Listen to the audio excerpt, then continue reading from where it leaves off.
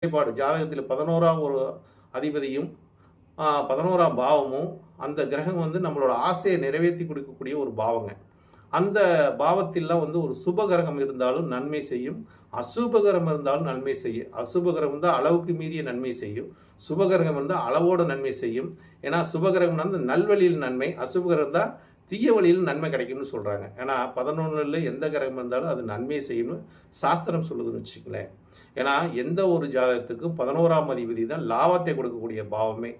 அப்போ அதில் எந்த கிரகம் இருந்தாலும் உங்களுக்கு எந்த மாதிரி ஒரு நிலைப்பாட்டை கொடுக்கும்னு அந்த நிலைப்பாட்டை வச்சு சொல்லிடலாம்னு வச்சுங்களேன்.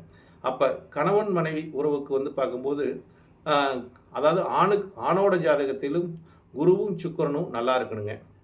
பெண்ணோட ஜாதகத்தில் போகும்போது செவ்வாயும் குருவும் நல்லா இருக்கணுங்க.